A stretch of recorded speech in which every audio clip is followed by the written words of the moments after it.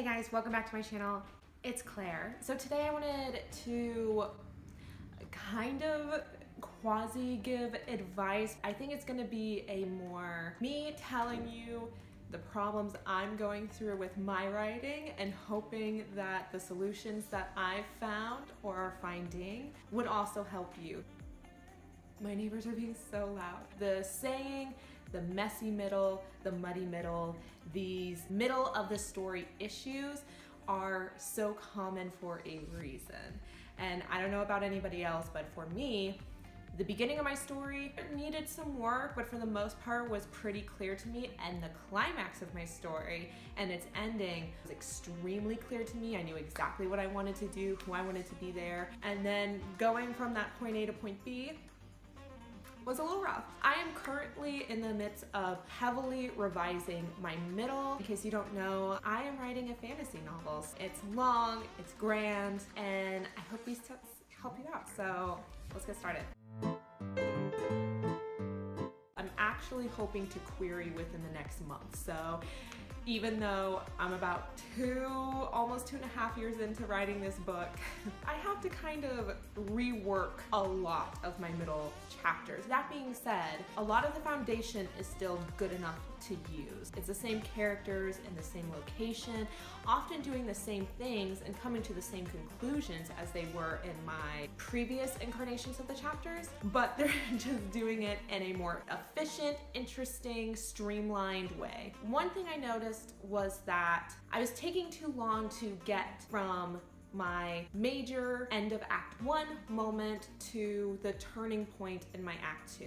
And my story is a pretty basic 3-act structure. If your story is a little bit more experimental, take this advice as you may. So I found that from the end of Act 1 to my turning point, I had these different events. I don't want to quite say scenes because there's a lot of scenes, but there were 3 particular major events that kind of ramped up the tension and the momentum of the story that leads to the turning point in Act 2. I had 3 of these events, and as I was thinking about it, I realized I really only needed 2. And I still took one of the events that I loved. Great setting, fun action, good character development, but it didn't fit in that first part, and I'm just moving it to after my turning point scene. So it's kind of in the later half of the book, and that made such a huge difference because before it was kind of feeling like we're going and we're going and we're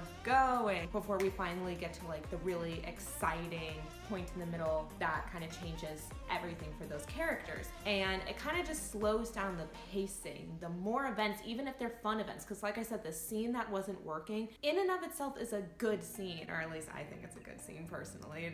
It's my writing. I'm being biased. But what was going on wasn't necessary to catalyst these characters forward. For me, looking at what scenes are absolutely necessary, and luckily I was able to keep this one and move it around. It ended up working out for me. That being said, because this is like the 4th time I'm revising this book, there's this scene towards the end that I really loved. It was like a fun, medieval, whimsical kitchen scene. And I thought it was so cool, and I realized it did nothing for the story. It kind of didn't make sense with what the characters needed to do. It slowed things down, and it was just frankly unnecessary. And unfortunately, that one had to be cut. You can definitely look around and see if you can just move things, if not have to cut things, because I think that's where a lot of people struggle with, like when they're reading a book with a kind of saggy middle, mostly that the middle was too slow. So another thing that I had to do to really help out with my middle was taking scenes that I knew would be there and ramping up the tension within them, making it more dramatic, whether it be in kind of a character development or more action, just making it more heightened. So the rewrites are actually fairly easy because I'm keeping the same setting, same characters, often the same ending result, but I'm making the dialogue between the characters funnier, or I'm having there be a really intense action scene, or I'm having there just be more underlying tension that you like really feel the panic of. I think that's why people struggle, because we tend to put our most dramatic parts of the story at the beginning and then especially at the end. So it's that in between where it's like, ooh, how do we keep the drama but push the characters forward, but also not outshine the end of the story. But there are little things that you can do just to try to ramp up tension. Whatever emotion I was trying to get at with that chapter, just going, okay, can we turn it up a few notches? Not trying to turn these characters into caricatures, not trying to make it ridiculous. Even if it's kind of like a slow moving character moment, but it's like, how can we then make his environment, the people that he interacts with, some information that he might get, just more interesting? And what sparks my imagination?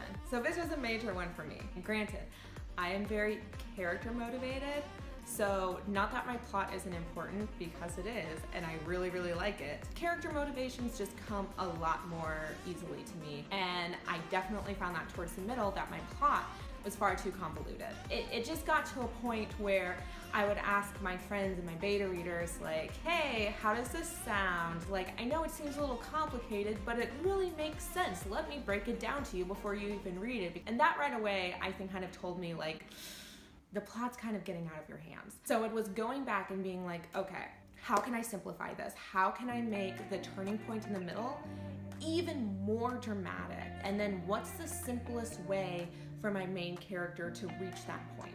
I have a character who's trying to break into a location he's not supposed to go in. So that was partially where the convolutedness was coming from. But whatever I was doing was just too much in a way where it wasn't fun to read. There has to be a way, especially since I am working in the fantasy genre. It's like, okay, we can get maybe a little bit whimsical here, like dip a toe outside of realism. I think it's just playing around with ideas that are just fun. Like, what sounds fun to you? My previous plot idea made me tired thinking about it. Like, I literally get kind of exhausted, like, oh, how am I gonna make this plot work, blah, blah, blah. But this one is like, oh, it is much more simple, and we have a plot.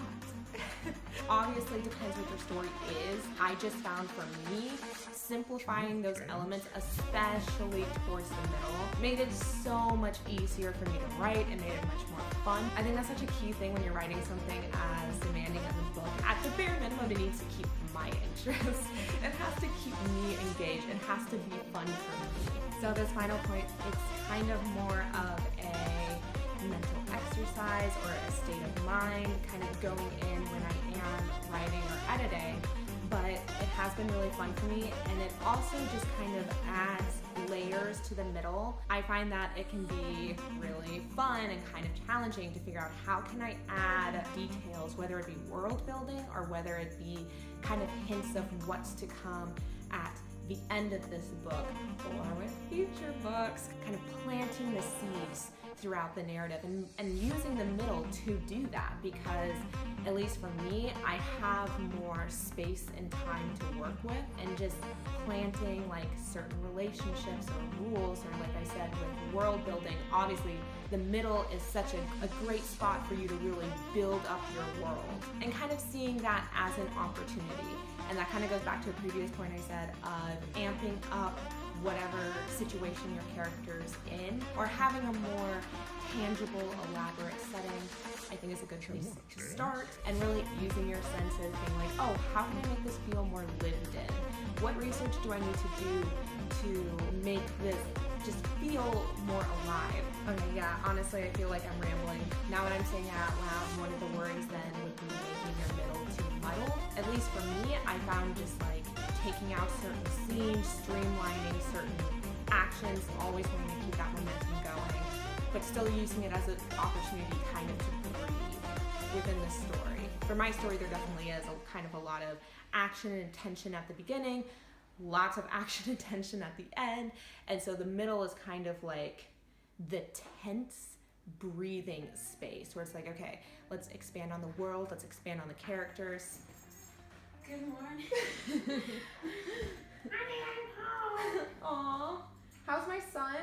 He's pretty good. Oh, thank you. Oh, thank you. Not good. No, you can't just lay down. Just lay down. You're doing You want to just come to my room? Come here. Let's go. Great. Okay.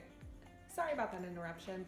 Just in case I didn't mention it, the muddled middle. This is just going to take rereading and editing to make sure that everything is making sense and flowing and the pacing is good, the scenes are heightened, the character interactions are interesting and compelling, and that ultimately you want to keep reading and you think other people will also want to keep reading. That's all I have today for you guys. Kind of informal. Hopefully it helps some of you if you're going through a similar struggle that I am right now. But if you like this kind of writing advice, let me know. Give this video a thumbs up, leave comments down below. Those things really help me out, as well as subscribing. That helps me out the most. And I will see you guys next time. Bye.